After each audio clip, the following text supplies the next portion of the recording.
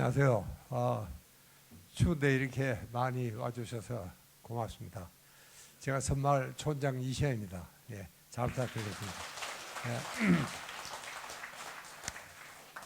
우리 선마을은 이 자연의학 캠프다 이렇게 부릅니다. 여러분 선마을에 오신 분들은 좀 실망을 하는 경우도 있습니다. 거기는 아무런 현대 의료 시설도 없고 또 무슨 약을 한 톨 주는 것도 아니고, 야 이게 뭐 이런 데가 있느냐 그런 사람들도 들어 있습니다. 여러분 이 의학은 두 가지 방향으로 발전이 되고 있습니다. 하나는 이제 최신 첨단 의학이죠.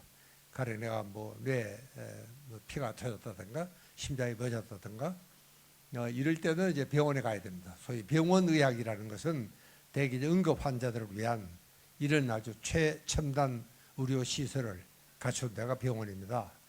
그러니까 여러분들이 만약에 이제 그런 응급 환자일 경우에는 병원으로 이제 가셔야 되고, 그 다음에 또 한 가지 방향은 소위 자연의학 방향입니다. 가령 당뇨병이라든가 고혈압이라든가 이런 병들은 당장 무슨 병원에 가야 할 이유도 아닙니다. 일단 한번 진료를 받고 처방을 받으면은 어떨 경우에는 뭐 평생을 약을 먹어야 되는 이런 경우도 없지 않아 있습니다. 그래서 이제 의사들은 그래서 만성병이다, 심지어는 뭐 난치병, 불치병이라는 말까지도 주고 있습니다. 그러니까 그런 병들은 이게 약을 먹는다고 해결이 되는 건 아닙니다. 이 병들은 정말 생활 습관과 또 생활 환경을 잘 개선함으로써 이게 자연 치유력을 보강해서 우리 병을 예방하고 치유한다, 그런 쪽으로 발전이 되고 있습니다. 여러분 미국은 엄청 의료비가 비쌉니다. 그러나 한 3년 전부터 이런 현대 의료 시설에서 받는 치료비보다 자연의학적인 방법으로 받는 치료비가 훨씬 더 고액이 전에 더 많은 비용을 쓴다 하는 보고가 나와 있습니다. 근데 이 암은 이게 묘합니다. 요 암은 딱 중간이에요. 이게 어떻게 보면 굉장히 만성병일 수도 있고 또 어떻게 보면 굉장히 또 급성병일 수도 있고 그렇습니다. 요 암은 그렇습니다. 그런데 여러분 가령 당뇨병, 고혈압은 그 병 자체 때문에 사람이 죽거나 그렇지는 않습니다. 거기에 반드시 이제 부작용이 생기거나 병발 작용이 생겼을 때는 이제 문제가 생깁니다.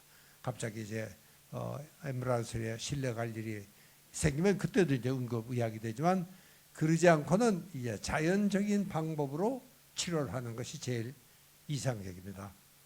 근데 이제 암은 여러분 굉장히 최신 치료법이 있고 첨단 의학 쪽으로 발전이 돼 가고 있느냐 하면은, 또 그 치료가 끝나고 나면은 그 다음부터는 이제는 굉장히 자연의학적인 방법으로 치료를 해야 되는, 이렇게 암은 양쪽 다 우리가 이야기를 할 수가 있습니다.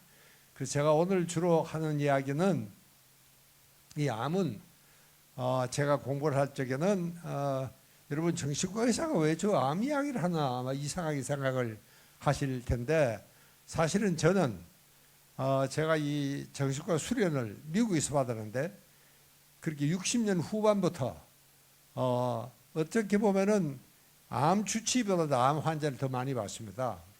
왜 그러냐 하면은 이 암은 이제 크게 세 가지 팀이 있습니다. 수술팀이 있고 또 항암제 이런 팀이 있고 그 다음에 또 방사선 팀이 또 있습니다. 그러니까 그 사람들이 회전을 할 때 정신과 의사가 꼭 같이 뒤에 따라갑니다.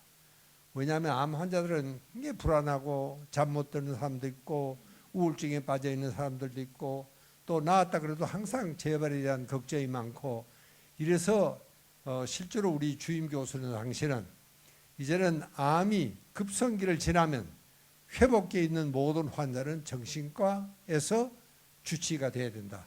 실제로 이제 미국에서는 그런 환자들이 많습니다. 정신과 의사가 주치의입니다. 여러분들도 아마 참 그게 그럴 수도 있겠다 싶은 생각이 아마 드실는지도 모르겠습니다. 오늘 이제 저 이야기를 들어보면 아하, 이제는 정말 어느 시기를 지나면 그때부터는 정신과 의사가 이게 주치의가 돼야 되겠다 하는 그런 생각을 여러분들이 하실 수 있으면 좋겠습니다.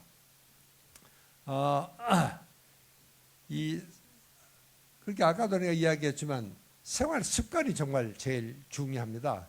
그래서 우리 섬마을에는 이 4대 생활 습관을 올바로 가르치는 것이 섬마을의 역할입니다.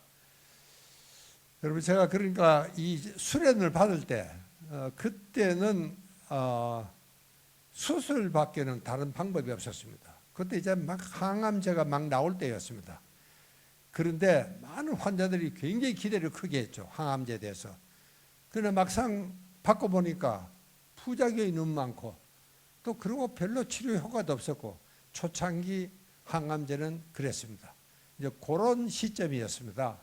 그러니까 이제 정말 환자들이 일단 수술을 받고 나면은 그 다음부터는 의존하는 때가 정신과 의사밖에 없었습니다. 그래서 제가 이 정말 무척 바빴습니다. 그 환자들 다 우리가 상담을 하고 다니면서 자 그런데 여러분이 지난 50년간 이 권위 있는 의학지의 조사에 의하면은 발생률은 계속 증가 일로였는데도 불구하고 재발률이라든가 이런 것은 그렇게 크게 변하지가 않았습니다. 이 의학이 이렇게 발전돼도 불구하고 암의 재발률은 그렇게 변하지 않았다 하는 이야기입니다. 그래서 이제 이 암은 정말 자연의학적인 이런 접근을 우리가 해야 된다. 그리고 저는 이 전문의도 아니면서 암에 대한 이 정신과 의사가 왜 이렇게 암에 대한 이야기를 하게 된지를 제가 잠시 소개를 드린 겁니다. 여러분 이 서양의학에는 모든 것이 정말 한계가 있습니다. 뭐든지 모든 암 치료도 마찬가지입니다. 서양의학에는 한계가 있습니다. 그러니까 제일 중요한 것은 이 마음가짐입니다. 여러분 제가 왜 이 자연의학에 관심을 갖게 됐느냐, 그것은 제가 나이 한 50이 가차웠을 때부터 제가 자연의학 공부를 따로 했습니다. 여러분 불면증 환자가 병원에 오면은 수면제를 처방하면은 진료가 3분 만에 끝납니다. 불안한 환자가 오면은 신경안정기를 처방을 합니다. 3분 만에 진료가 끝날 수 있습니다. 또 잠이 안 온다, 우울증 환자들은 항우울제를 쓰면 됩니다. 아주 간단합니다. 그리고 옛날에 지들이 공부를 할 때는 주로 정신분석이 주였습니다. 그래서 이게 상당히 이 진료 시간이 오래 걸렸죠. 그러나 요즘은 이제 이 정신약물학이 자꾸 이게 발전이 되면서 또 우리 보험제도가 그 환자 하나를 가지고 1시간이나 볼 수 있는 그런 제도가 지금 잘 구비가 되어 있지 않습니다. 그러니까 제일 빠른 것은 약을 주면 제일 빠릅니다. 그러나 여러분 모든 약은 여러분 먹고 편하다, 기분 좋다, 그러면 예외 없이 습관성이 있습니다. 거기는 예외가 없습니다. 여러분 소화제도 마찬가지입니다. 나는 그걸 먹으면 참 소화도 잘 되고 배가 편하다, 그러면 습관성이 있습니다. 여러분들 시중에 파는 과자도 마찬가지입니다. 항상 맛있고 그게 먹고 싶다, 그러면 그건 습관성이 있습니다. 그 속에는. 여러분 그렇게 먹고 기분 좋으면 습관성이 있도록 내가 구조적으로 그렇게 되어 있다는 사실입니다. 그래서 내가 이 불면증 환자들을 치료하면서 느낀 것이 이게 과연 치료냐 하는 회의가 들기 시작을 합니다. 왜 불면증 환자 중에 상당수가, 여러분 내가 불면증 이야기를 하면은 일주일만 지나면은 불면증 환자들이 잠들기 시간이 한 10분 좀 단축이 됩니다. 또 그 다음에 총 수면 시간이 한 10분 좀 연장이 됩니다. 그 차이밖에 없습니다. 그러니까 어떻게 보면은 정말 플라시보 효과밖에 없다. 이게 정말 수면 전문가들의 공통된 의견입니다. 또 그러나 좀 그걸 안 먹으면 잠도 안 오는 겁니다. 이 습관성을 만드는 거예요.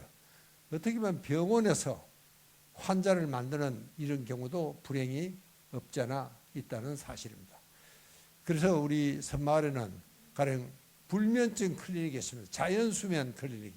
자연적으로 잠이 좀 오도록 하자 하는 것이 이제 이 자연의학의 하나고, 제가 자연의학을 공부하기 시작한 것은 정신과를 공부하다 보니까, 정신과 진료를 하다 보니까 이게 정말 약물만 가지고는 이게 안 되겠구나 하는 한계를 느끼기 시작을 했던 것이 제가 자연의학 공부를 하기 시작한 결정적인 동기는 거기에 있습니다.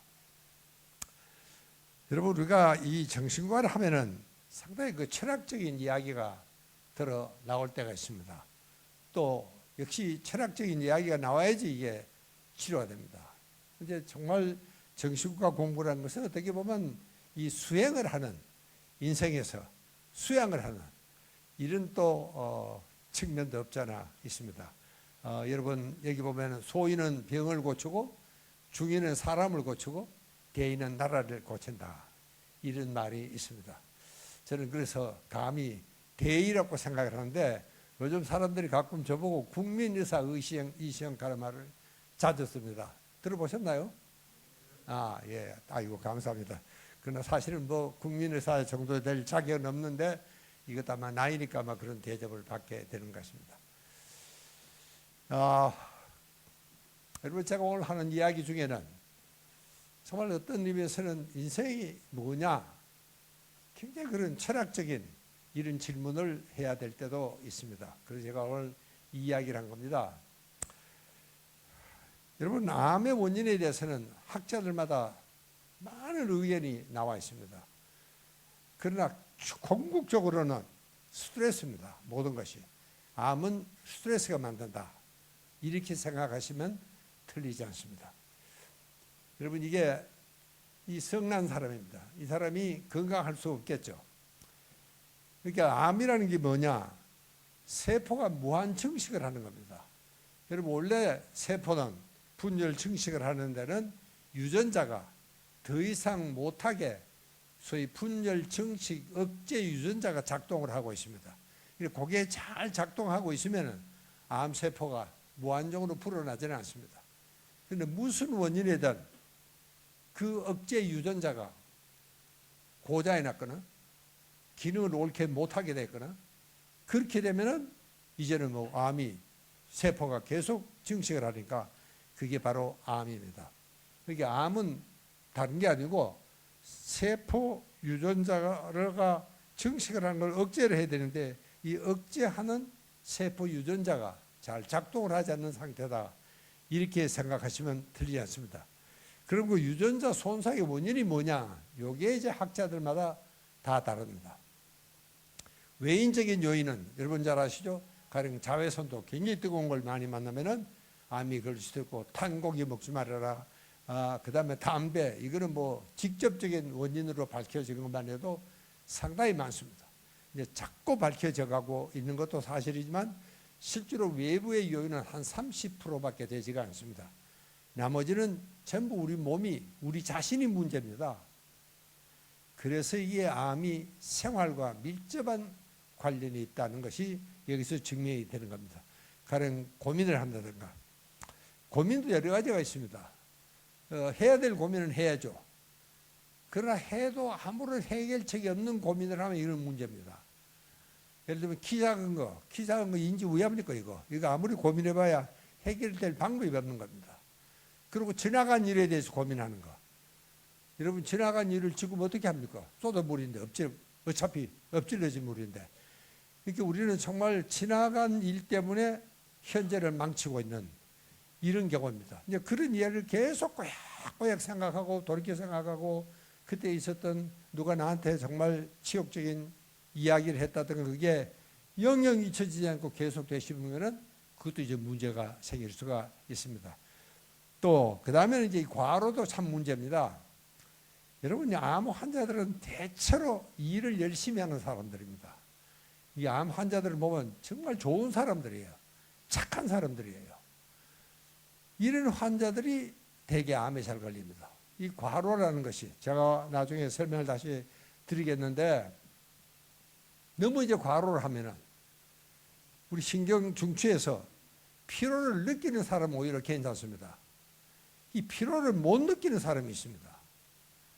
이렇게 이 본부는, 사령부에서는 아이고 죽겠다고 난리인데도 불구하고 이게 피로를 느끼지는 못하는 사람이 있습니다.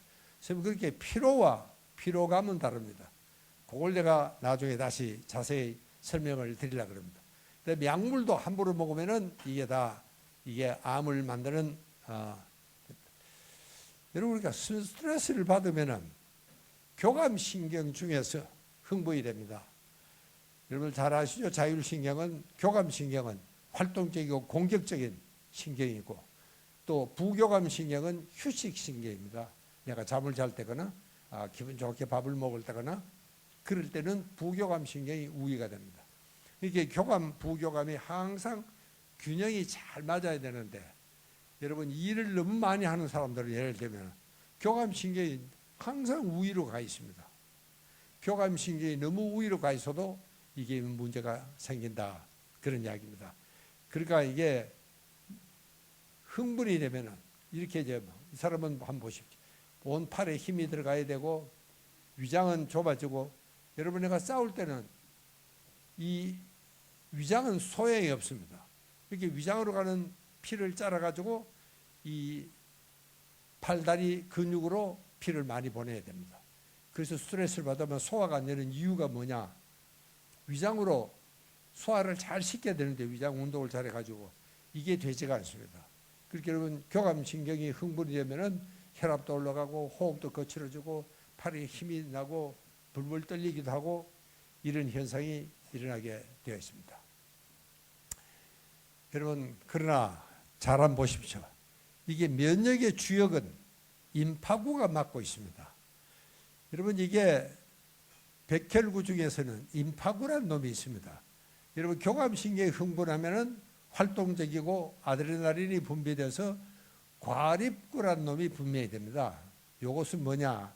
여러분 아까 그 그림을 다시 한번 보시면은 이 사람은 싸워야 되는 사람이니까 다칠지도 모릅니다. 이게 다칠지도 모르니까 다치는 데 대한 준비를 해야 됩니다. 우리 인체는 이렇게 정교하게 잘 만들어져 있습니다. 여러분 내가 신포도를 먹어야 됩니다. 먹기도 전이야. 근데 입에 침이 빙그레 돕니다. 왜? 신포도가 내가 곧 먹어야 될 테니까 거기에 대한 준비를 해라. 이렇게 인체가 정교하게 잘 되어 있습니다. 그렇게 화가 난 사람은 싸워야 되니까 싸우면 다칠지도 모르잖아요. 이제 그럴 때 제일 싸움을 잘하는 놈이 여기에 과립구라는 놈입니다. 이 놈이 이제 싸움을 제일 잘합니다. 이 과립구가 이게 이제 싸움 부대입니다. 깡패하고 똑같습니다. 그런데 여러분 이게 화가 날 적마다 싸우지는 않잖아요 또. 그게 과립구는 잔뜩 불려놨는데 싸울 일은 없고 그러나 이 과립구가 그냥 고만 제자리로 돌아가면 되는데 한 번 증가된 과립구는 그냥 넘어가지는 않습니다. 이러면 어디 한판 붙을 데 없나 싶어서 찾아다니는 겁니다. 그런데 우리 위장이 항상 문제입니다. 여러분들 우리 위장이 속이 안 좋다 그러지만 사실은 속이 아니고 끝이나 다름없습니다. 여러분이 아무리 골라 먹고 요즘은 뭐 이 소위 건강식이라고 골라 먹어도 위장에는 항상 나쁜 것이 많이 들어있습니다. 그러니까 이 과립구는 평소에는 지나가요. 그래 이렇게 증량된 과립구는 깡패하고 똑같습니다. 조금만 이상이 있으면 와 여기다 그러고 싸움을 걸기 시작합니다. 그래서 스트레스를 받으면 위궤양이 걸리는 이유가 바로 거기에 있습니다. 근데 위궤양이 걸리면은 나서야 될 거 아닙니까? 이게 나서야 됩니다. 또 이제 복구가 됩니다. 그리고 또 스트레스를 받으면 또 헐고 낫고 이런 사이에 이 자꾸 반복이 되면은 그 부위에 유전자의 손상이 옵니다. 이게 암입니다. 그렇게 위궤양도 잘못하면은 여러분들도 가끔 중에 이게 위암이다 그러고 수술하는데 또 보니까 굉장히 이 악성이 아니고 정말 이 궤양인데도 악성 궤양이 있습니다. 이 암과 궤양의 중간쯤 되는 이런 거는 겉으로 보기에는 꼭 암 같아요. 근데 막상 들어가 보면 그렇지가 않습니다. 그 좀 이런 사람들은 정말 저 염라대왕까지 갔다가 다시 돌아오는 그런 사람들입니다. 이렇게 이 과립구가 이게 항상 문제를 일으킵니다. 그리고 저 과립구는 오래 못 살아요. 그저 한 이틀이 고작입니다. 근데 저 과립구가 죽을 때는요, 엄청난 활성산소가 분비가 됩니다. 여러분, 우리 몸에 분비가 되는 활성산소의 70%, 80%는 저 과립구가 죽으면서 만들어내는 겁니다. 그러니까 여러분 내가 화가 나면은 이 과립고가 굉장히 증가한 상태니까 이게 죽으면서 엄청난 활성산소를 만들어내고 여러분 아시죠? 활성산소가 조직을 파괴하는 겁니다. 이제 주름이 끼인다든가 기미가 끼인다든가 이런 모든 노화 과정은 이 활성산소가 주역입니다. 이게 아주 문제예요. 근데 그 활성산소가 즉 과립고가 죽을 때 문제가 됩니다. 자, 여러분 그러니까 내가 화가 난다든가 이런 교감신경이 흥분이 됐다는 게 어떤 문제가 생긴다 하는 걸 여러분들이 잘 이해를 하셔야 됩니다.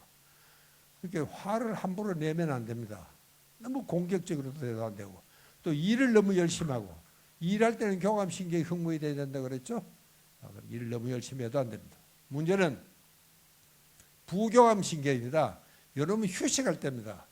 우리가 잘 때 또 친구들하고 밥 먹을 때 여러분 지금 제가 하는 이야기가 편안하게 앉아 있는데 이게 지금 교감 상태냐 부교감 상태냐 하는 것은 어떤 사람은 아이고 어떻게 싫은 소리를 억지로 한다 신경질 난다 그러면 교감이 흥분이 되는 겁니다.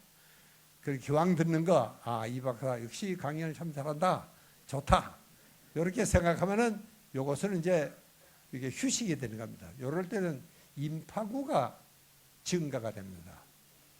여러분 그러니까 이 교감 부교감은 크게 대표적으로 보면은 교감이 흥분하면 조직을 파괴하는 과립고가 형성이 되고 또 내가 편안하게 휴식을 잘하고 그러면은 임파구가 이게 바로 면역을 담당하는 세포가 임파구입니다.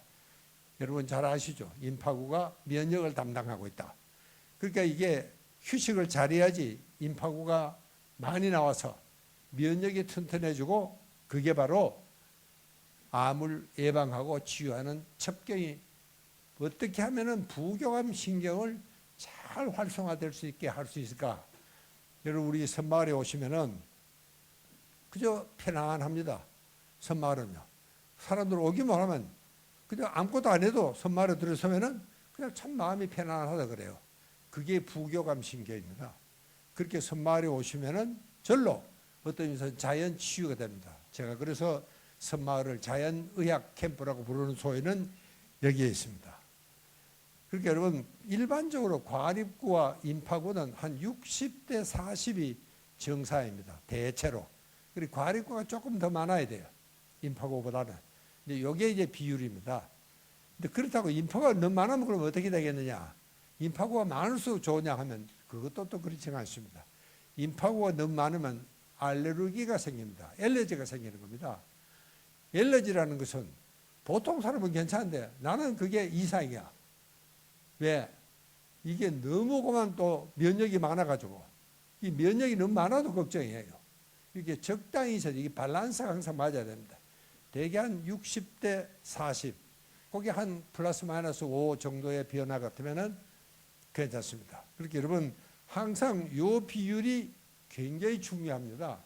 저게 잘 유지가 되도록 그러면 교감, 부교감이 적절하게 그러니까 우리가 휴식도 하고 또 일도 하고 이렇게 돼야 된다. 그런 이야기입니다. 너무 편하게만 있어도 이게 또 문제입니다. 요즘 우리 아이들이 저녁 운동도 하고 너무 편하게 지내니까 알레르기 환자가 그렇게 많습니다. 그것도 임파구가 너무 많아서 그런 거예요. 그러니까 우리가 너무 많이 쉬어도 안 된다. 그런 이야기입니다. 제 이야기가 이해가 갑니까? 오케이. 하도 점잖게 가만히 있어가지고 뭐 알아들었나 못 알아들었나 궁금해서. 자, 내가 다시 한번 이야기하겠습니다. 교감신경이 우위일 때는 스트레스입니다. 그리고 스트레스라는 말은 교감신경이 우위다. 이게 똑같은 말입니다. 그러면 어떻게 되느냐?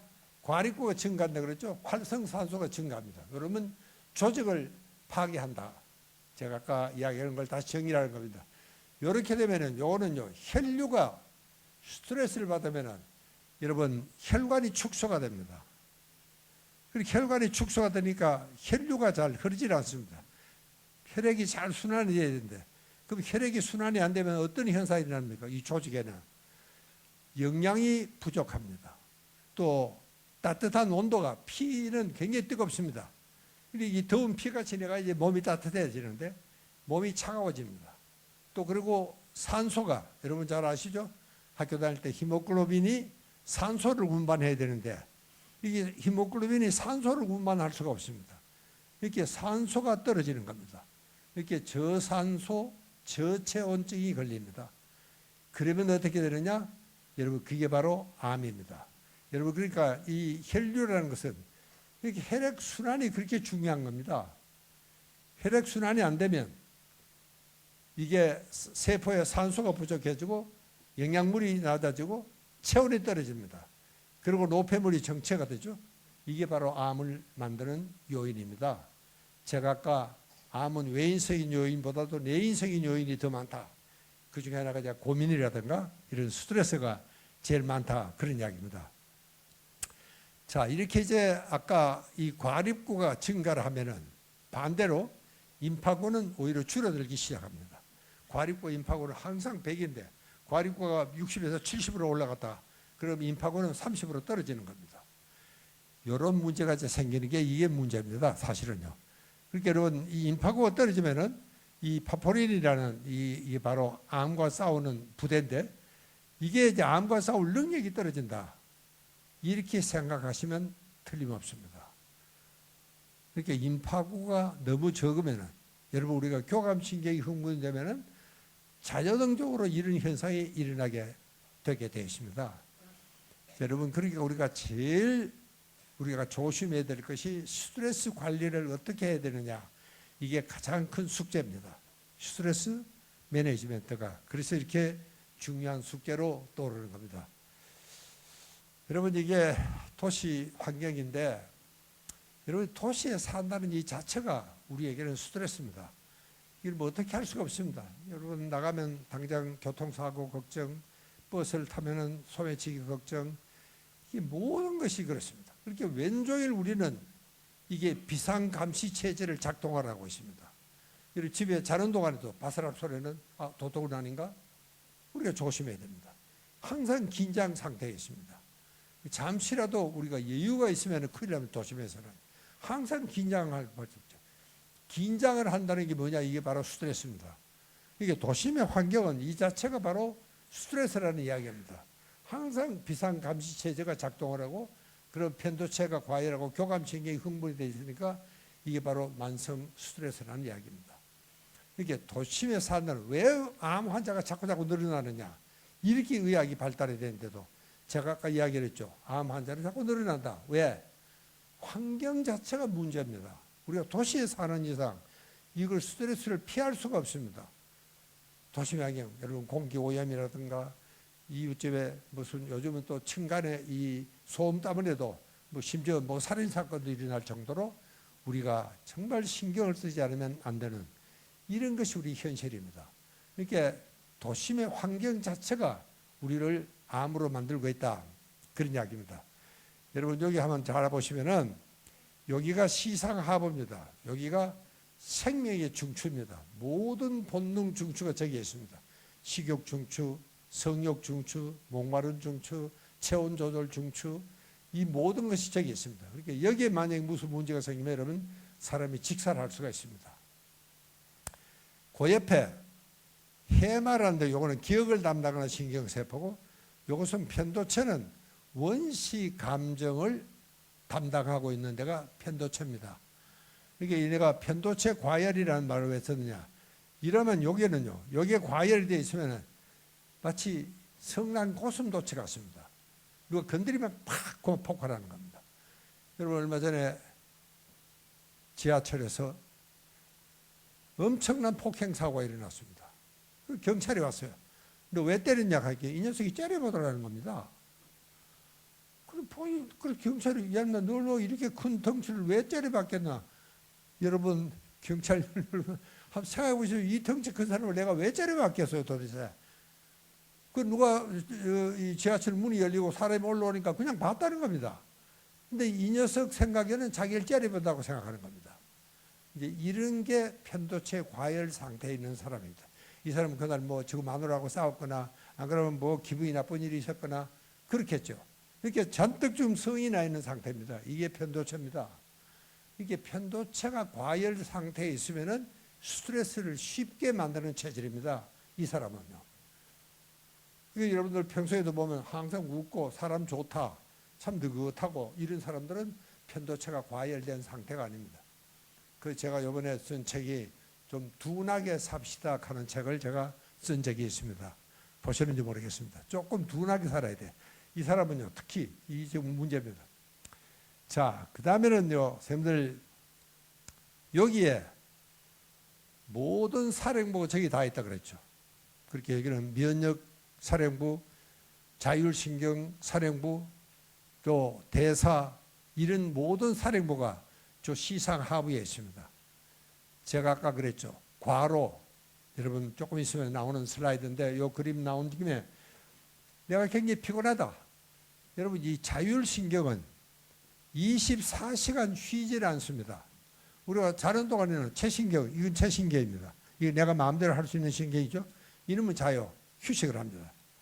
자율신경은 그렇지가 않습니다. 이거는 생명과 직결이 되는 모든 기관은 자율신경 지배하에 있습니다. 심장, 자는 동안에도 심장 조절해야 됩니다. 호흡 조절해야 됩니다. 자는 동안 추우면은 이불을 당겨 덮어줘야 됩니다. 더우면은 이불을 차 던져야 됩니다. 또 오줌이 마려우면은 일어나야 돼요. 그렇게 여러분 자는 동안에도 자율신경은 24시간 내가 생명이 붙어 있는 이상 자율신경은 일을 하게 되어 있습니다. 이래서 자율신경은 과로 상태에 빠지기가 쉬운 이런 역할을 해야 되는 겁니다. 근데 여러분들이 이제 일을 굉장히 많이 했다. 그럼 자율신경이 일을 더 많이 해야 돼요. 그런데 이 자율신경 사령부에서 야 피곤하다 좀 쉬자 신호를 보냅니다. 이 신호가 어디로 가느냐면은 요 뒤에 전두엽이 있습니다. 바로 이 이마 뒤에 더 정확하게는 이 아나 전두엽인데 눈동자 뒤에 거기가 굉장히 중요한 기관입니다. 그래서 쉬자.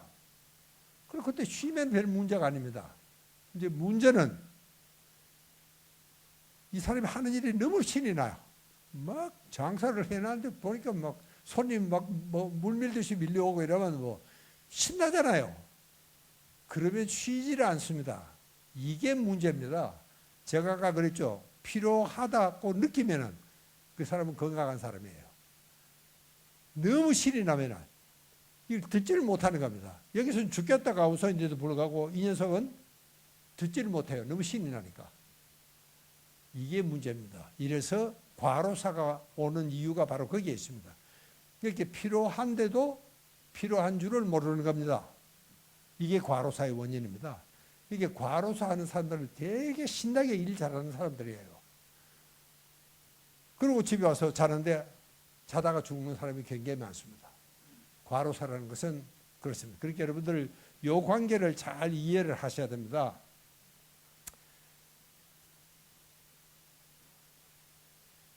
여기 보면 시상하부에 자율신경사령부, 내분비, 소화, 뭐 여자들 멘스 이게 전부 여기서 조절합니다. 그 다음에 이제 면역계를 조절하는 데가 바로 저기입니다. 그러니까 여러분 저기에 시상하부에 문제가 생기면은 스트레스입니다. 이 자체가. 그러니까 그때 우리가 스트레스 매니지를 잘 하지 않으면은 시상하부가 녹초가 됩니다. 그 시상하부에 세포가 있는데 시상하부는 에너지를 많이 만들어내야 됩니다. 그렇잖아요. 심장을 뛰게 해야 되고 모든 이 컨트롤을 다 해야 되니까 저 자율신경 사령부는 계속 에너지를 많이 만들어내야 되는데 여러분 너무 과로 상태에 빠지면 에너지를 만들어내는 기능이 떨어지기 시작합니다. 에너지를 만들어낼 수가 없죠.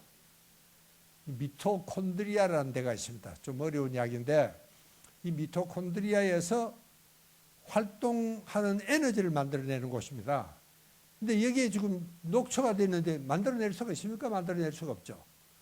그럼 이게 이제 기능이 떨어지기 시작합니다. 그래서 완전히 떨어지면은 정말 사람이 죽을 수도 있습니다. 그게 과로사예요.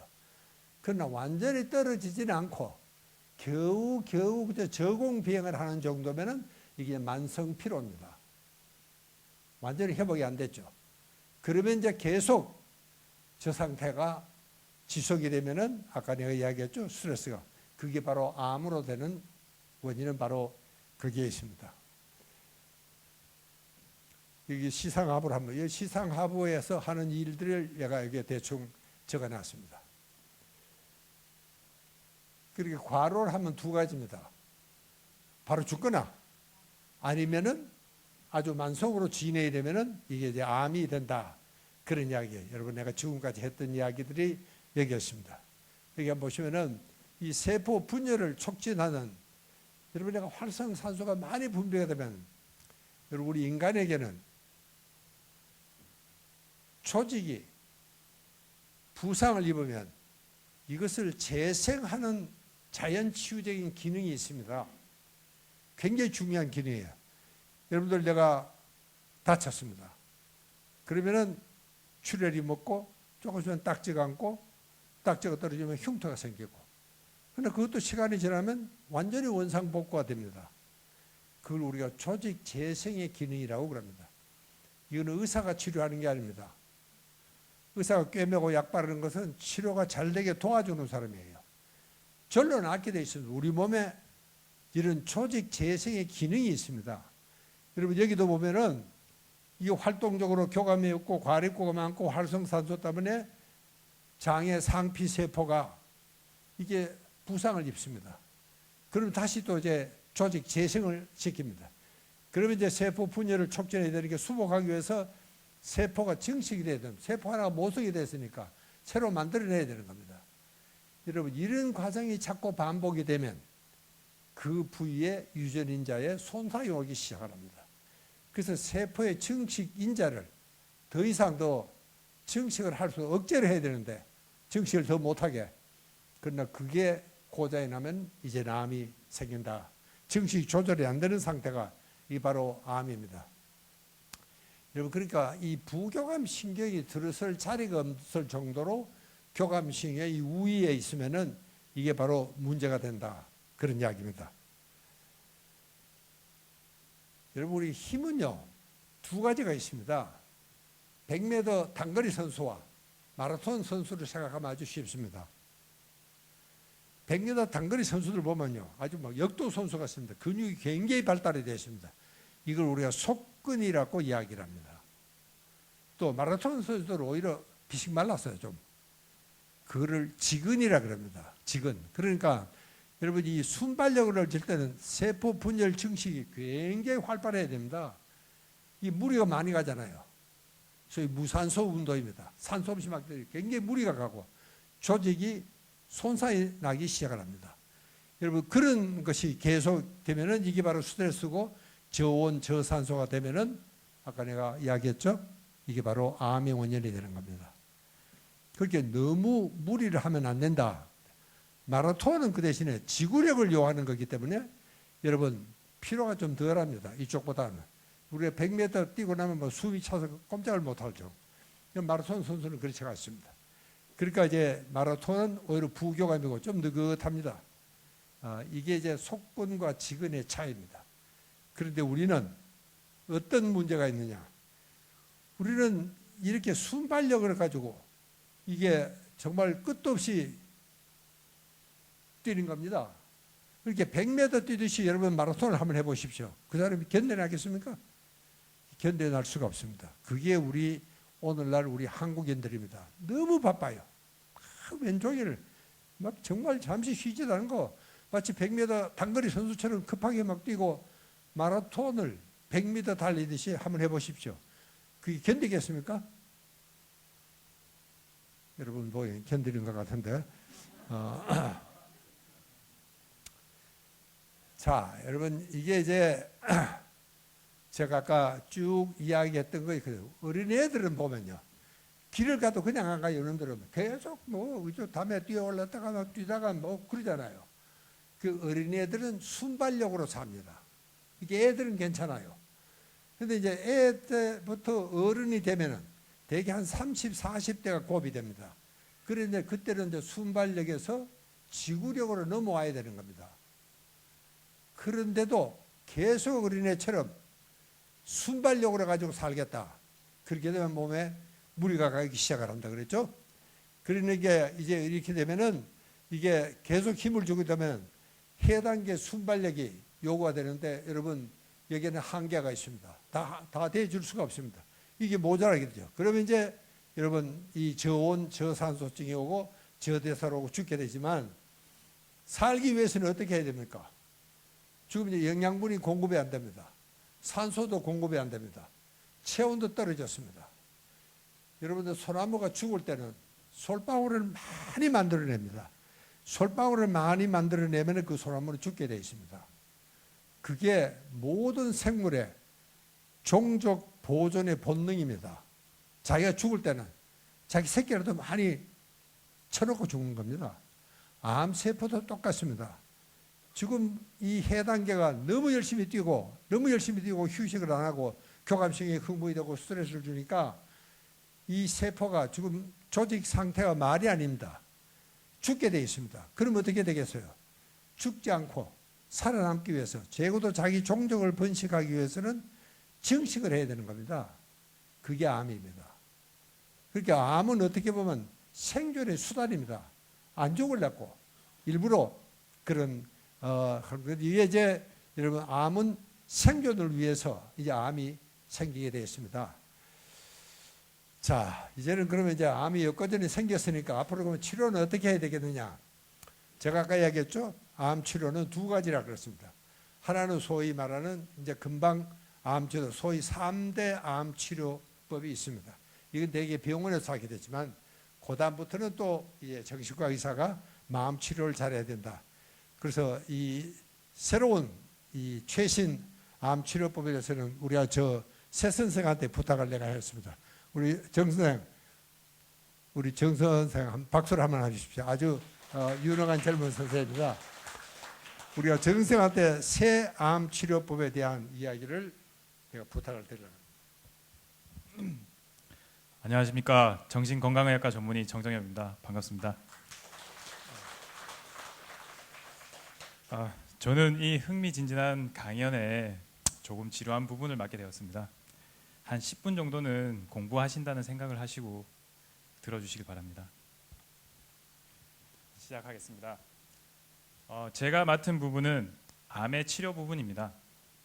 암의 치료는 치료 범위에 따라서 국소적 치료와 전신적 치료로 나뉩니다. 국소적 치료에는 수술, 방사선 치료 등이 있고 전신적 치료에는 항암 화학요법과 최근에 각광을 받고 있는 면역 치료가 있습니다. 암 치료의 목적은 우선 암을 제거하는 것입니다.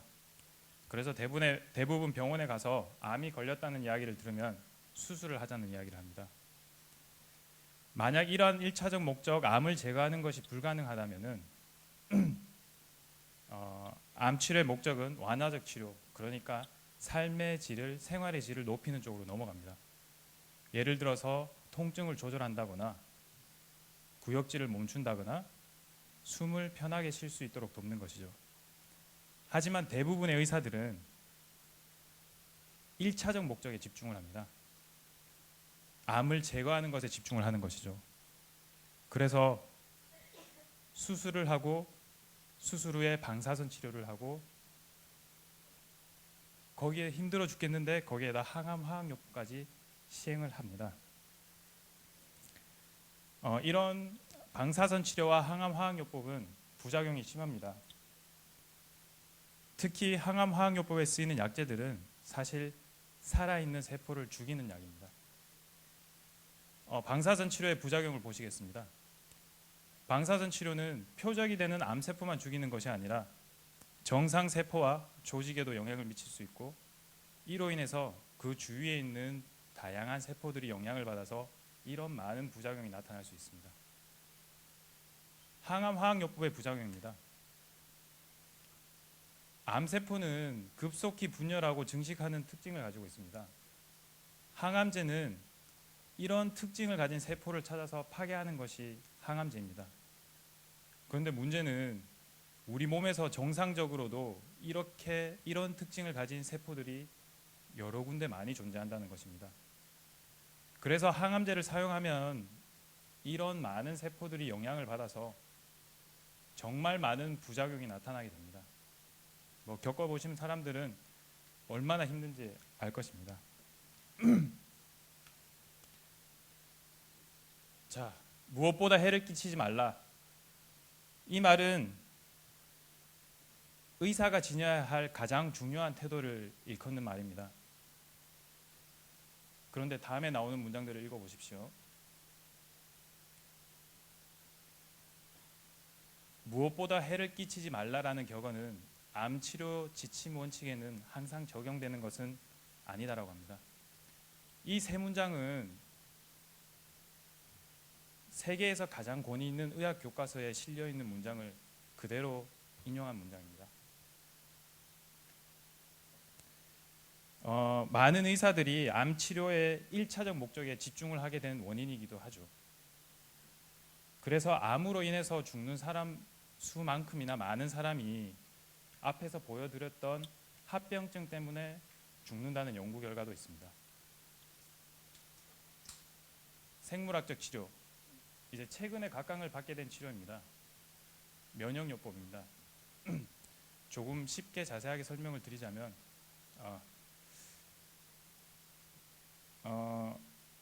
암세포는 자신의 모양을 조금 바꾸어서 면역세포가 자신을 찾지 못하도록 피해 다닙니다. 마치 나사가 십자 모양의 나사가 있다고 생각을 하시면은, 십자 모양의 나사가 만약 그 흠이 일자 모양으로 바뀐다면은 십자 드라이버가 그 나사를 돌릴 수가 없게 됩니다.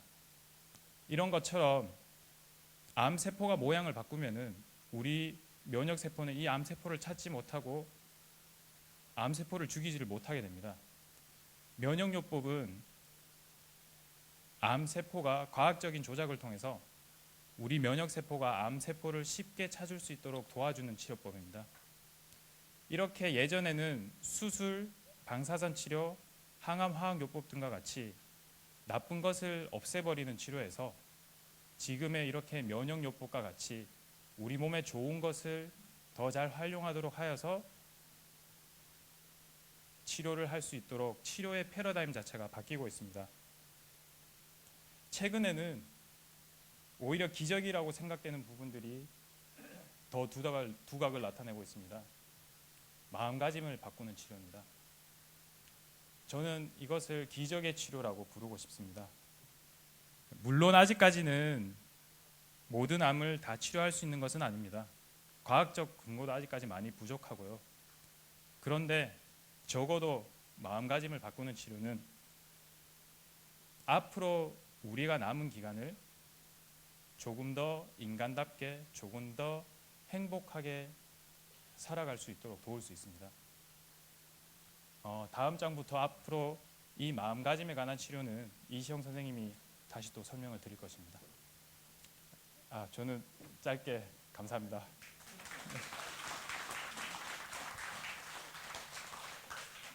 내보다 더 잘생겨가지고 질투가 나는. 아주 짧지만 여기 이제 최신 이 암 치료에 대한 이야기를 뭐 선생님들 되게 상식으로 아시겠지만 참 정리를 잘 해주셨습니다.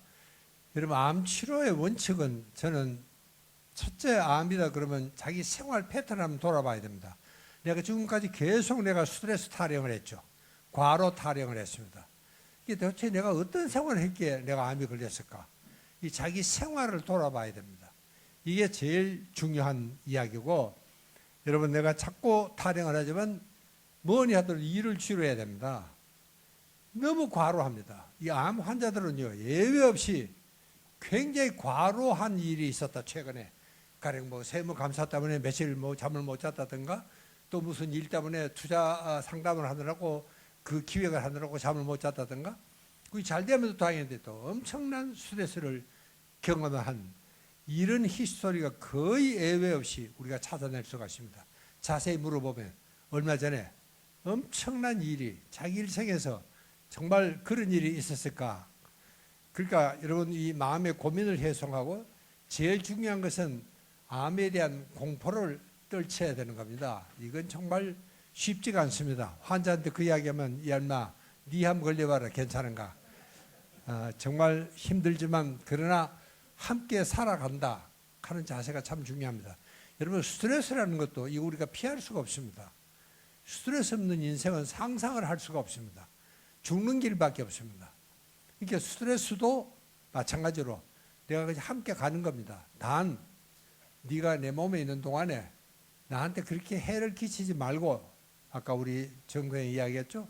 해를 끼치지 말고 그냥 자연스럽게 어느 날 네가 스르륵 물러가도록 그렇게 해야 됩니다. 그게 아주 중요한 자세고, 여러분 저는 요거는 굉장히 강조를 합니다.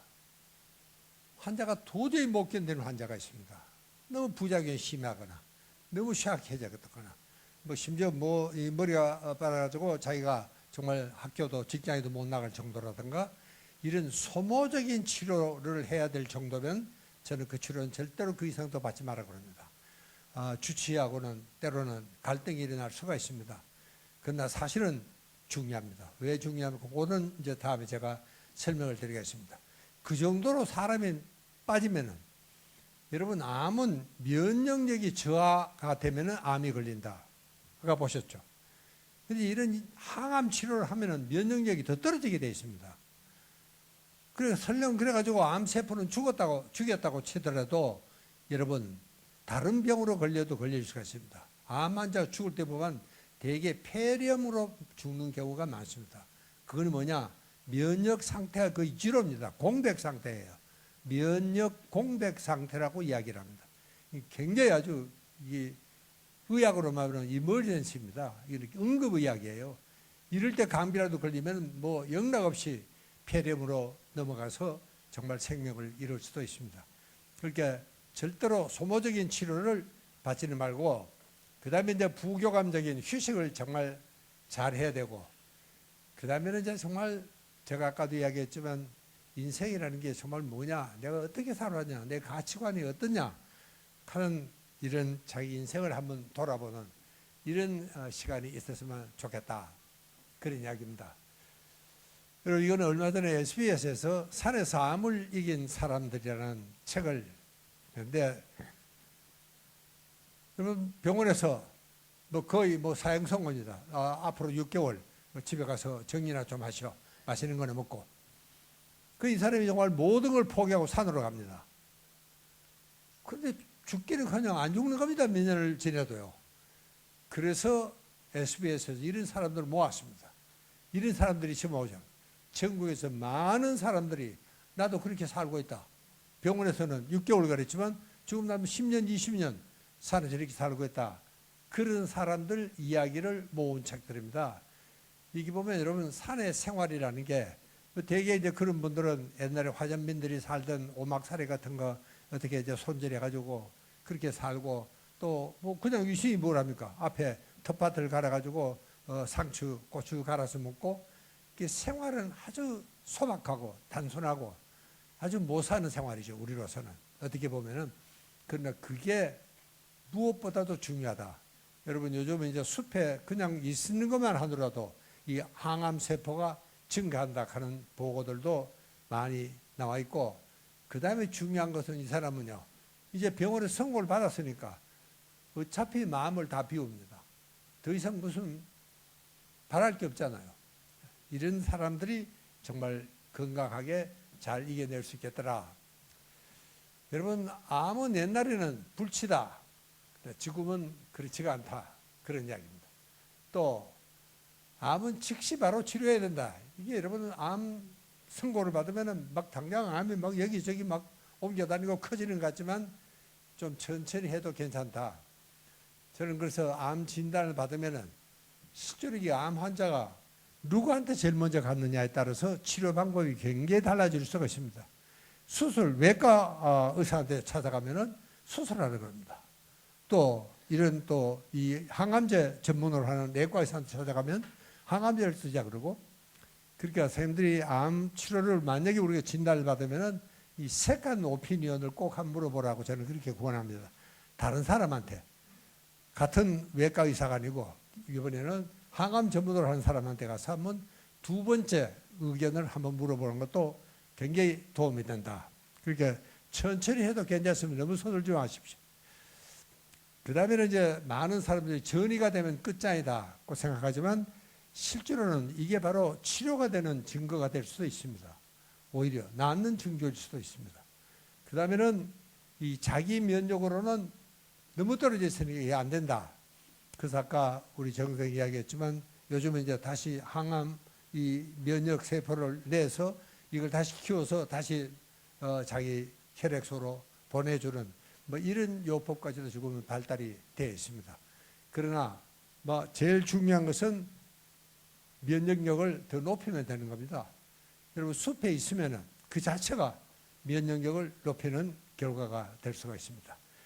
그 다음에는 이제 많은 사람들은 자연 축소라든가 완치라는 것은 기적이다 그렇게 이야기합니다. 근데 이것은 기적이 아닙니다.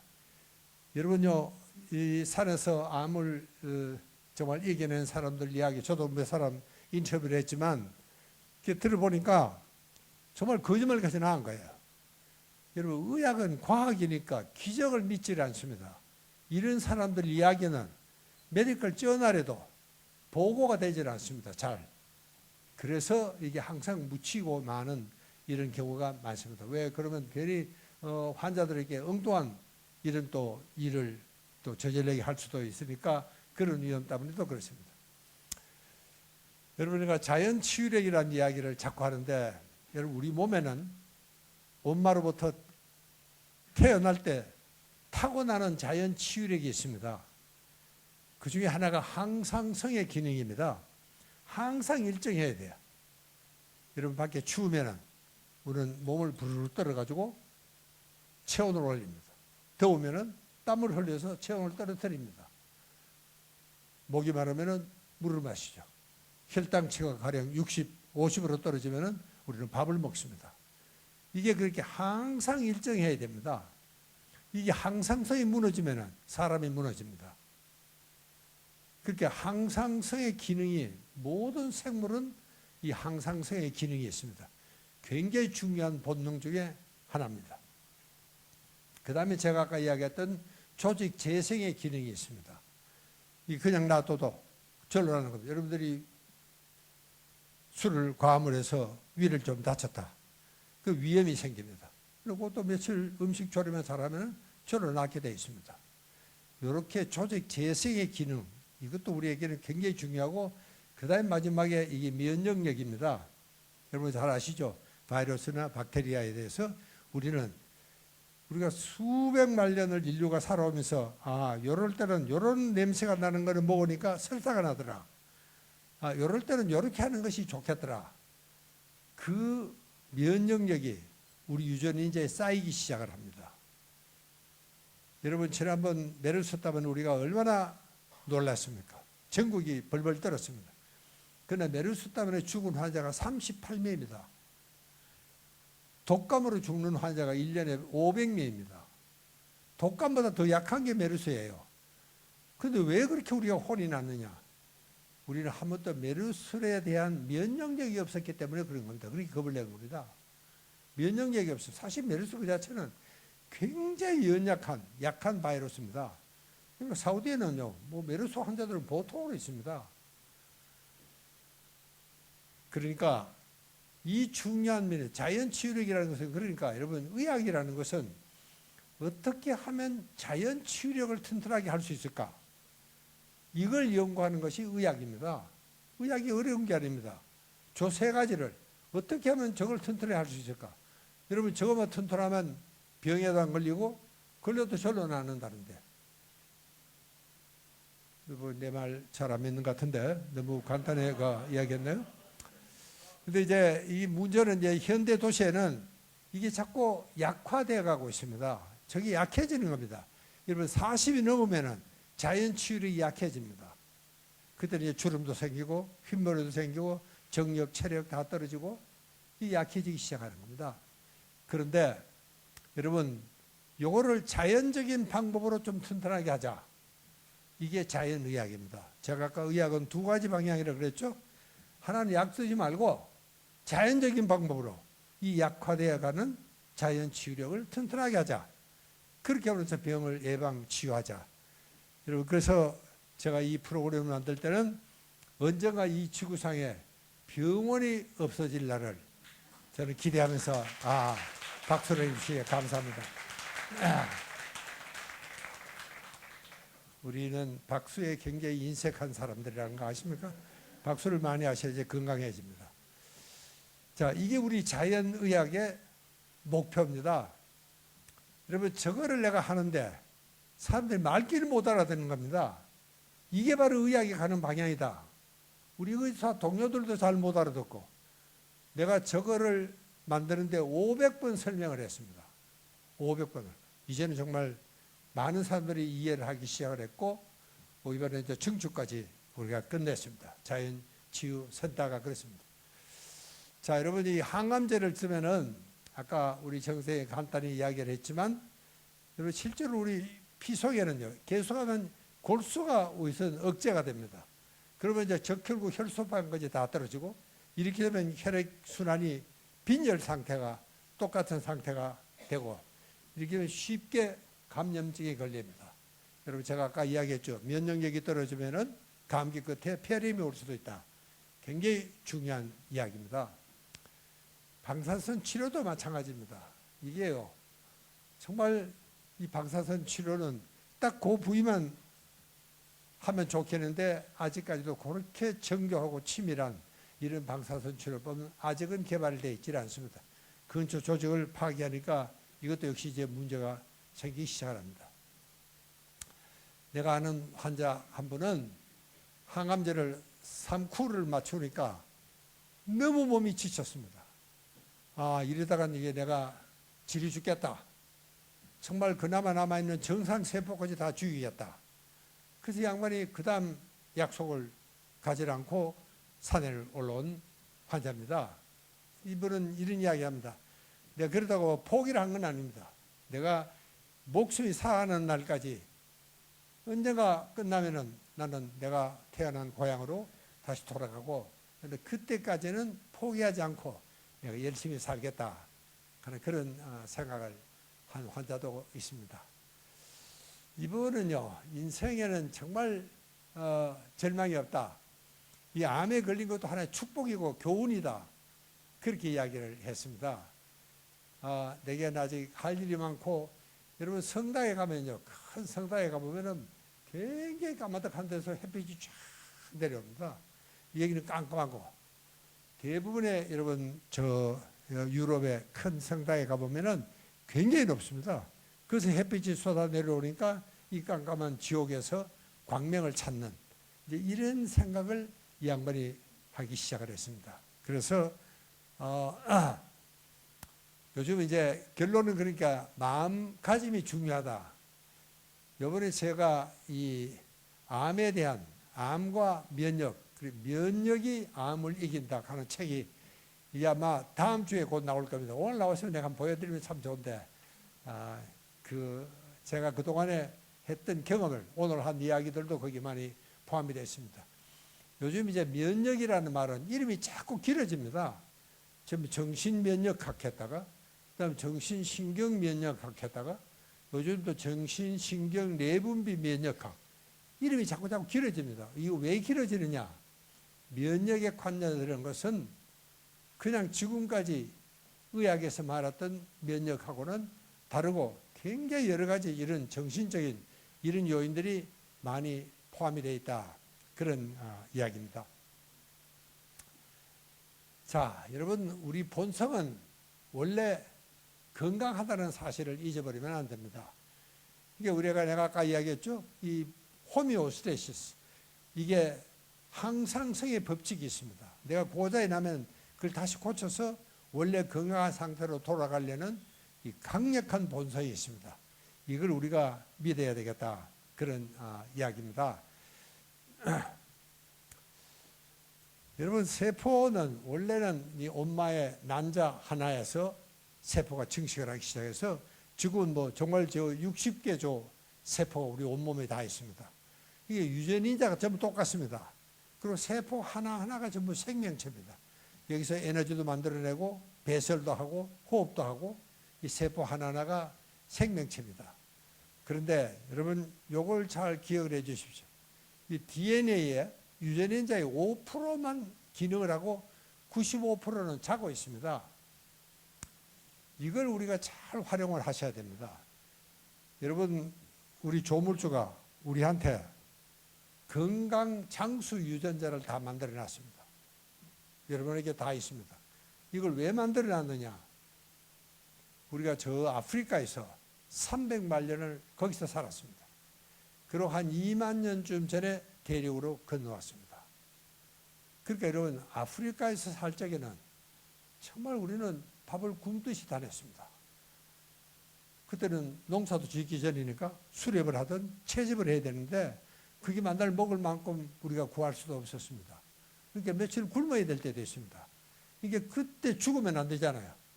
그러니까 며칠 굶어도 죽지 않도록 장수 유전자를 우리 몸에 만들어 놓은 겁니다. 그러니까 우리가 물마 공기만 있으면은 우리는 한 달을 먹지 않고 살 수 있습니다. 여러분, 가끔 광산의 매몰자들이 보면 기적적으로 정말 한 달에 되는데 살아나오는 사람들이 있습니다. 그게 바로 장수 유전자입니다. 예를 들면, 그러나 여러분의 지금 장수 유전자는 다 자고 있습니다. 왜? 배고픈 사람한테만 이게 발동이 되게 되어 있습니다.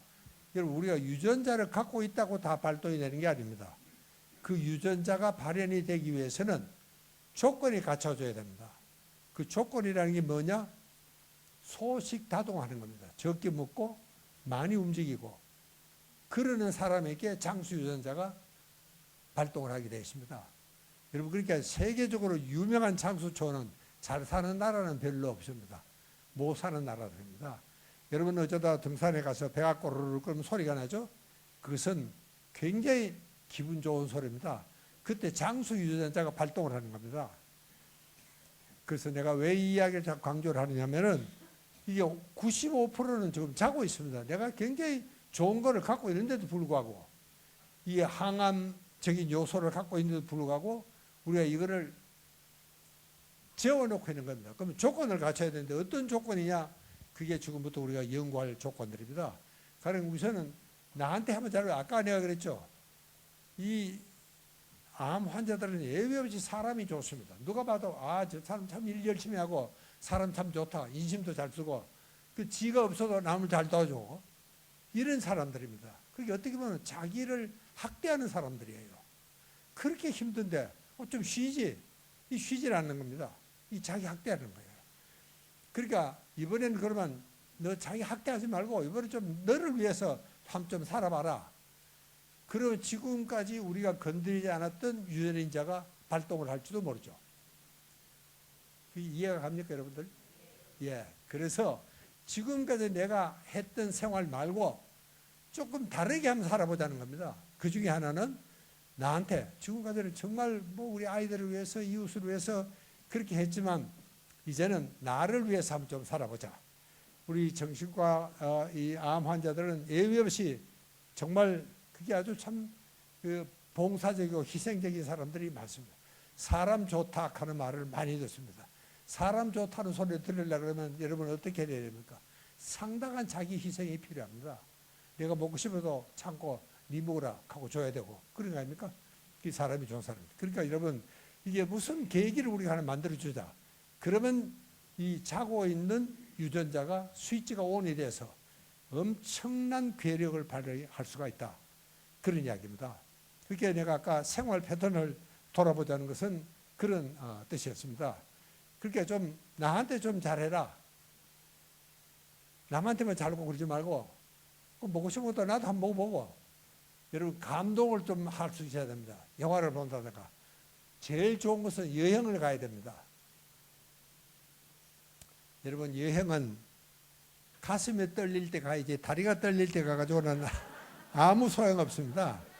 다리가 떨릴 때 가면 그냥 보이는 게 의자밖에 안 보여. 어디 앉을 데가 없는가 싶어가지고 그래가지고는 여행이 되지 않습니다. 정말 가슴이 떨릴 때 작은 일에도 감동을 하고 이럴 때 우리가 가야 된다. 그래서 제가 자꾸 마음이라는 이야기를 많이 하는 이유가 지금까지 여러분들 어떻게 보면은 너무 자기 학대를 했습니다. 그렇지만 좀 이제 너를 위해서 좀 써라. 저도 사실 이렇게 지금까지도 암에 안 걸린 게 참 저는 기적이라고 저는 생각을 합니다. 저도 항상 저는 아직 내 평생에 나를 위해서 뭘 한번 써본 적이 없습니다. 참 고마운 사람들이 이것도 전부 남들이 다 사준 거예요. 이거 꽤 맞춰가지고 입고 나오는 겁니다. 고맙게도. 어떨 때는 뭐 잘 맞지도 않는 것도 있지만 그러니까 좀 자기를 위해서 한번 살아보자. 지금까지 그렇게 안 살았으니까 다른 패턴으로 한번 살아보자. 그 중에 하나는 뭐 여행도 포함이 된다. 그런 이야기입니다. 그 다음에는 이제 이 사도 요법이라는 게 시몬 야만이 이 텍사스에 있는 정신과 의사인데 이분은요 이미지 요법을 하는 겁니다. 여러분 내가 한번 눈을 한번 감아보십시오.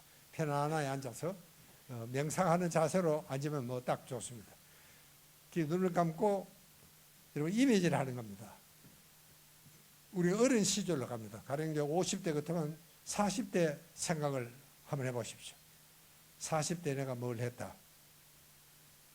대충 머리에 떠오르면은 그 다음에 30대로 또 내려오십시오.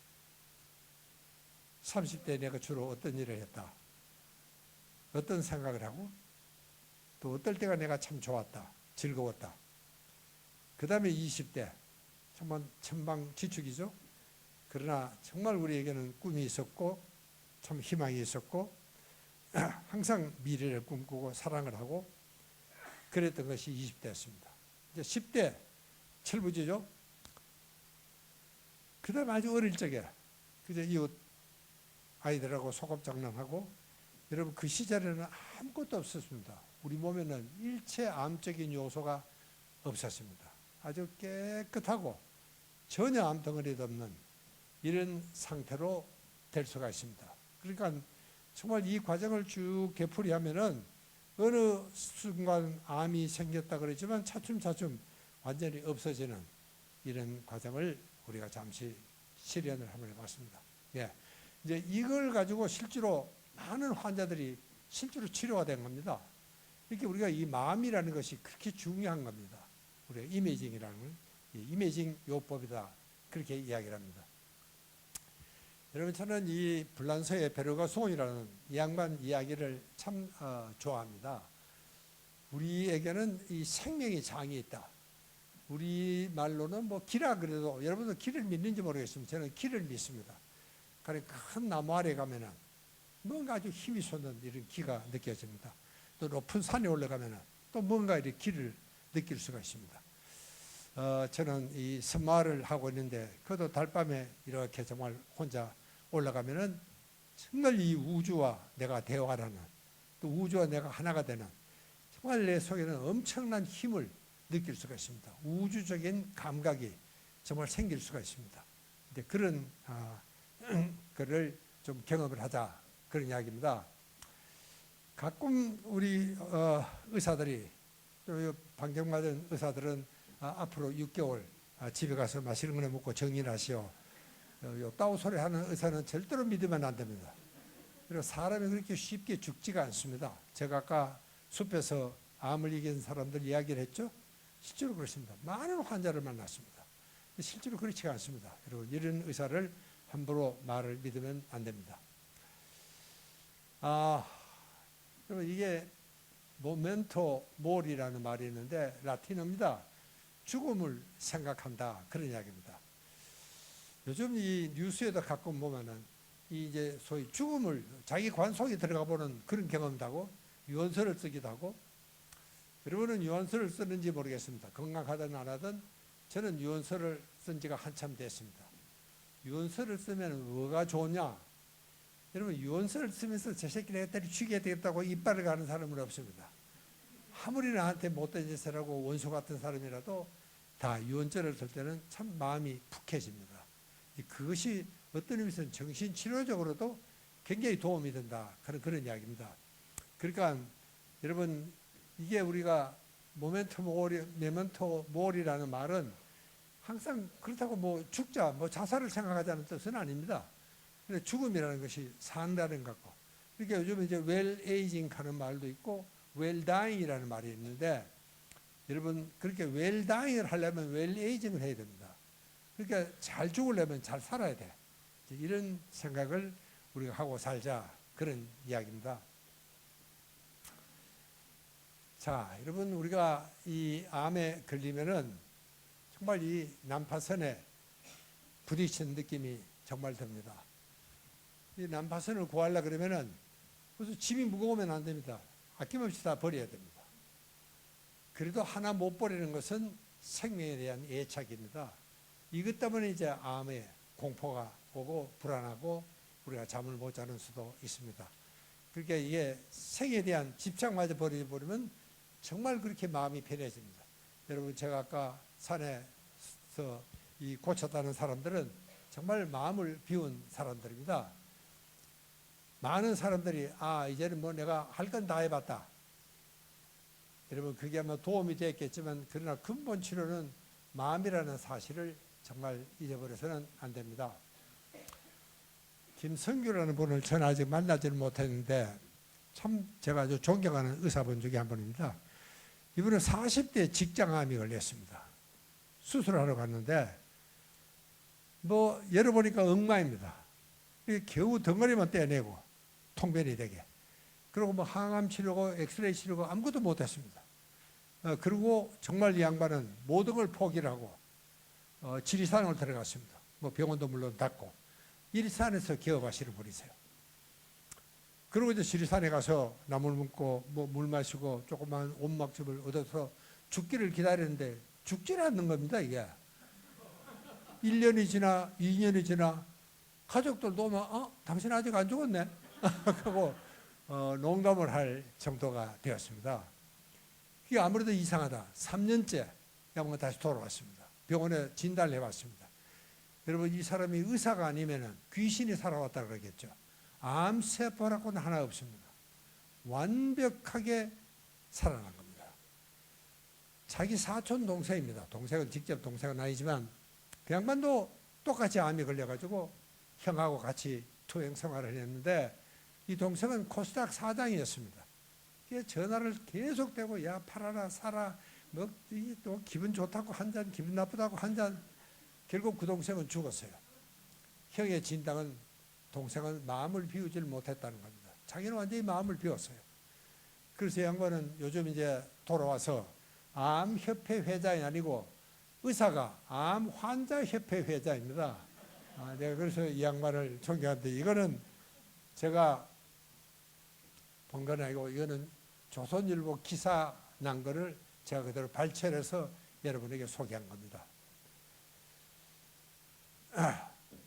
마음을 비워야 되는데 그래서 때로는 체념할 줄도 알아야 된다 그런 이야기입니다. 어쨌든 이 호흡이 참 중요합니다.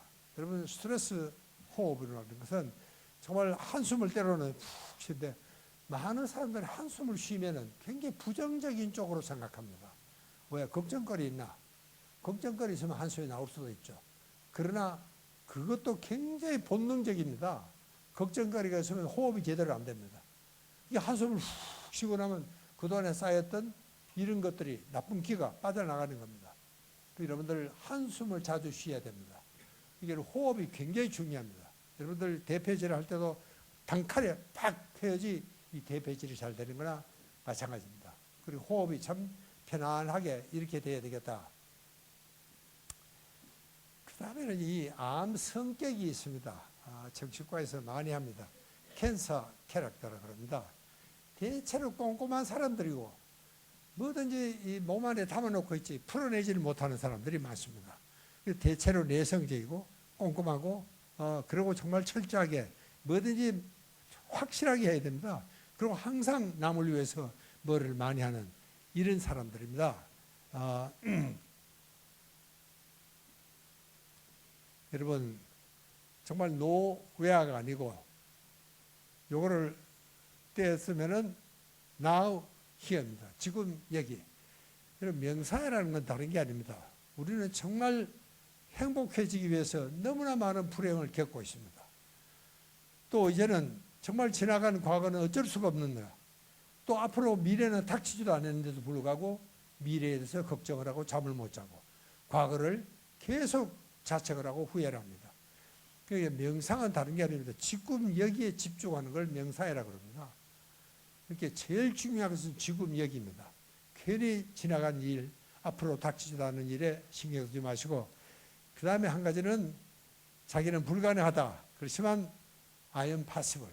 이렇게 바꾸자. 이게 이제 미국 텍스트에 나오는 이야기입니다. 나는 가능하다 하는 이야기를 하자. 자, 그렇다고 여러분, 요즘 우리 한국은요, 저도 그런 이야기 많이 합니다. 항상 긍정적으로 밝게 웃고 그렇게 살자. 그렇게 되지가 않습니다. 실제로요. 미친 사람이나 그렇게 하지. 그게 어떻게 만날 그렇게 되겠어요. 이렇게 때로는 슬플 줄도 알아야 됩니다. 우리가 슬퍼할 줄도 알아야 되고 울 수도 있어야 되고 그렇게 좀 살자. 그렇게 인생이 있는 그대로 내가 받아들여야지. 그걸 억지로 뭐 웃고 이렇게는 하지 말고 자기 본성대로 살아나가자. 그러니까 인간은 어떤 의미에서는 굉장히 약하고 또 때로는 정말 고독하고 근데 그것도 우리가 받아들여야 됩니다. 이게 이제 실존 철학이라는 게 그래 생기는 거 아닙니까? 내가 있는 그대로를 받아들여야 되겠다. 여러분 아마 이 책을 읽어보신 분이 계실는지 모르겠습니다. 이 죽음의 포로 수용소, 이 빅터 프랭클이라는 양반이 쓴 책인데 제가 제일 존경하는 정신과 선배십니다. 저도 제 양반 책을 보통 번역을 안 하는데 저 두 권을 제가 번역을 했습니다. 워낙 존경하니까. 저분은 정말 그 생지옥 같은 나치의 포로 수용소에서 아주 무사히 살아나왔습니다. 가족들은 다 처형당했습니다. 혼자 살아나왔어요. 그리고 그때 그 포로 수용소에서 경험을 이 양반은 뭐 발밑에 온도로 이렇게 숨겨놨다가 나와서 이걸 풀어서 한 권의 책으로 쓴 것이 죽음의 포로 수용소라는 정말 세계적인 베스트셀러였습니다. 그런데 그 책에 보면 여러분 얼른 생각하면 그 정말 지옥보다 더 심한 그런 살아나오려면 의지도 강하고 힘도 세고 굉장히 신심도 강하고 이런 사람일 것 같지만 실제로 그런 사람은 아니더라. 굉장히 유연하고 연약하고 어떤 의미에서는 감성적인 사람입니다. 여러분 저도 거기 포로 수용소에 갔지만 폴란드 늪지대입니다. 굉장히 아주 모기도 많고 늪지대예요. 그리고 아주 굉장히 넓어요. 근데 거기에 정말 이 동료의 무덤을 이제 시체를 묻기 위해서 깔고 있는데 그게 참 기가 막히게 낙조가 아름답습니다. 그 삽질하던 삽을 멈추고 옆에 있는 동료 보고 이 사람아 저 낙조 좀 보게. 그러네. 그 이제 감동을 하냐면 이쪽 옆에 사람은 야 그게 무슨 대수야. 내일은 우리가 묻힐 텐데 이 사람은 죽는다는 이야기입니다. 그게 정말 우리가 참 작은 일에도 이런 사람들을 가다가 이 조약돌 하는 주소도 내가 오늘 정말 재수가 있구나. 이 다이아몬드보다 더 귀하게 이렇게 받아들이고 이런 사람들은 오래 살더라 그런 이야기입니다. 그러니까 참 이 감성적인 생활이 무엇보다도 중요하다. 제가 본 환자는 이 양반은 정말 죽음을 굉장히 태연하게 편안하게 잘 받아들이는 아주 인격자였습니다. 저하고도 많은 상담을 했는데 이 양반이 이제 위급해지니까 중환자실에 갔는데 막 가족들이 흔들어 깨우면서 눈 떠보라 그러고 뭐 난립니다. 뺨을 막 치고 저는 뭐 그 말리지는 못했지만 뒤에서 저분은 저런 죽음을 원치는 않았는데 정말 품이 있고 격조 높은 정말 좀 인간다운 최후를 맞고 싶은데 저 가족들이 왜 저러나 그런 생각을 저는 할 때가 있었습니다. 이거는 제가 미국서 돌아와서 이 외과 암팀하고 같이 이제 회전을 했는데 경북대학 병원에 있을 때였습니다. 근데 한 번은 뭐 형편없이 환자인데 내가 좀 늦게 이제 회전을 돌아갔더니 박사님 저를 집에 좀 보내달라. 왜 가야 되느냐? 그냥 폐암 말기 환자입니다. 뭐 걷지도 못해요. 화장실도 잘 못 가는 사람이 집에를 가겠다는 거야. 그 왜 가야 되냐 하니까 아이들 밑반찬이 떨어졌다는 겁니다. 나는 그 이야기를 듣는 순간 그래 그러면 가야지. 그래서 주치의한테 전화를 했습니다. 그래서 주치의는 아이고 선생님 큰일 납니다. 뭐 밖에도 못 나갑니다. 그래서 내가 조금 강요를 했습니다. 여보 그래도 보냅시다. 내 제자예요 주치의가 또. 아이고 선생님 그렇게 말씀하시면 보내기는 보내야 되는데 저는 책임 안 집니다. 너 책임지지 마라. 그래 보냈어요. 저도 그날 왼종일 조마조마했습니다. 이거 혹시 버스가 그래서 전화 오는 건 아닌가. 여러분 그러고 제가 그때 서울로 옮겨왔을 그 시절이었습니다. 그때 이 서울 옮겨오는데 한 1년 후에 도라지 보따리가 우편으로 배달이 됐습니다. 그분의 편지가 들어있습니다. 선생님 저를 기억하십니까? 아이들 밑반찬 때문에 지금 왔던 섬진강 사람이에요. 여러분 섬진강에 경북대학 병원고 저는 뭐 그것처럼 큰 병원이 그때는 없었겠는데 그렇겠죠. 그때 살아 있었던 겁니다. 이 사람이. 더 참 인연이라는 것은 얼마 후에 아주 건장한 청년이 와서 대우에 입사를 했는데 선생님 아십니까? 우리 엄마가 병원에서 돌아오셔가지고 나한테 도시락 밑반찬을 해줘서 제가 오늘 이렇게 아주 건강하게 잘 자랐습니다. 하고 인사를 하러 왔었습니다.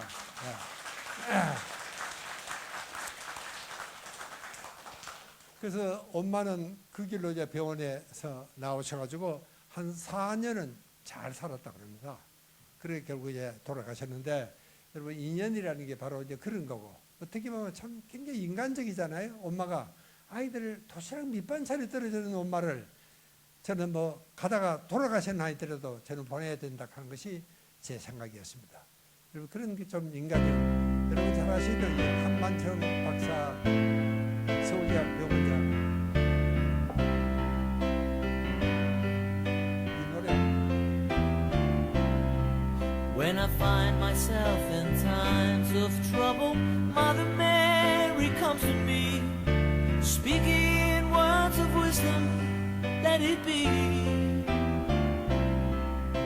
And in my hour of darkness, 여러분 저기 비틀스가 Let It Be 저 한 곡 가지고 전 세계를 아주 휩쓸었는데 나는 그때 참 이상한 생각이 들어요. 저 티네이저들, 요처럼 하는 아이들이 어떻게 Let It Be라는 말을 쓸 수 있었을까? 여러분 이걸 우리말로는 조금 번역하기 힘듭니다. 뭐 그냥 둬라. 뭐 그냥 둬도 괜찮은데 왜 그래? 뭐 이런 뜻인 것 같습니다. Let It Be라는 게. 근데 그거는 이 철부지 티네이저들이 할 수 있는 이야기는 아닙니다. 근데 그 멤버 중에 하나가 Mother Mary, 메리라는 엄마가 있었어요.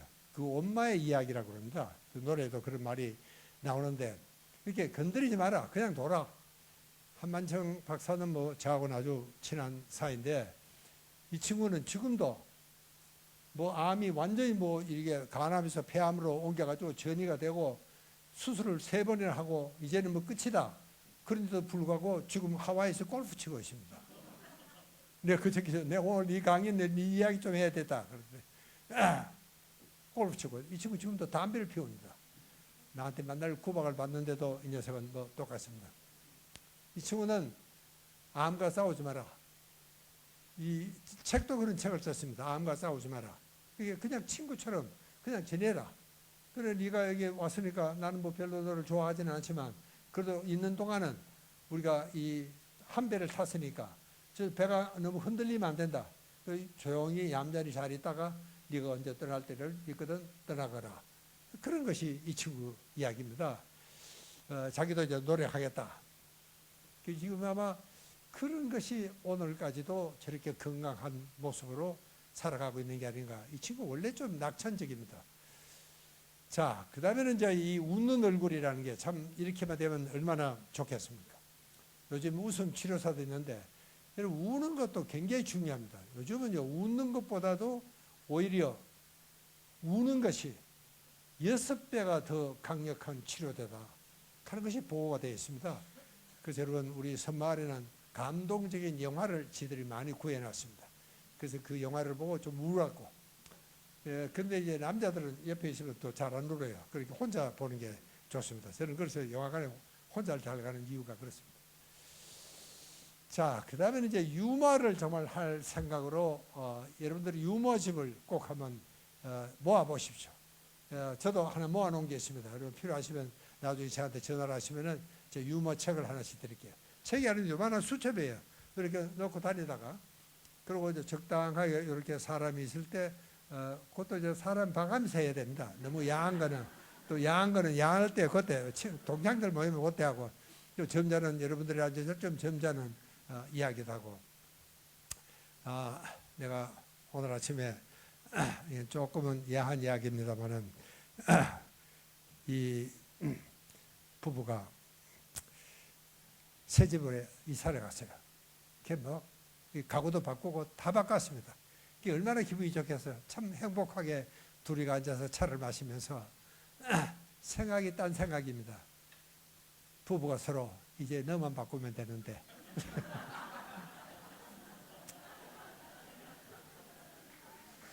자, 여기까지가 이제 제 슬라이드고요. 그렇게 하루에 정말 감사한 마음을 새겨야 된다.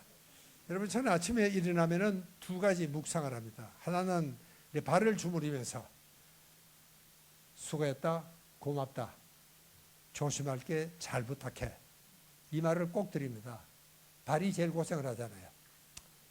그 다음에 여러분, 저는 이 감사 묵상을 할 때 질 르나르라는 작가가 있습니다. 홍당무를 쓰신 분이세요. 이 양반이 평소에 몸이 약했든지 참 그 양반의 그 아침 묵상 기도가 참 마음에 들었습니다. 이 양반이 이렇게 기도를 합니다. 고마운 감사의 기도죠.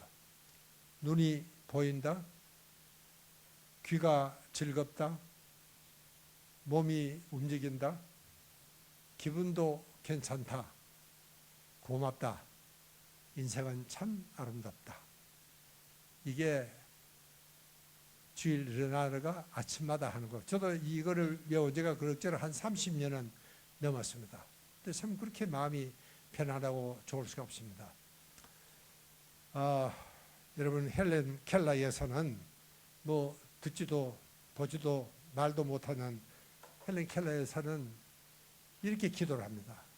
하나님, 우리 인류에게 하루만 눈이 보이지 않게 하는 축복을 내려주십시오. 눈이 보이지 않게 하는 축복을 하루만. 여러분, 그렇게 이 보인다는 게 얼마나 소중하고 감사한 일이라는 걸 아마 헬렌 켈러 여사는 뭐 그보다 더 진하게 느낀 분이 누가 있겠습니까? 여러분, 그러니까 감사하다 하는 이야기를 항상 우리가 지니고 살아야 되겠다. 네, 진짜 제가 이제 감사합니다 하고 말을 끝내야 되겠습니다. 감사합니다. 감사합니다.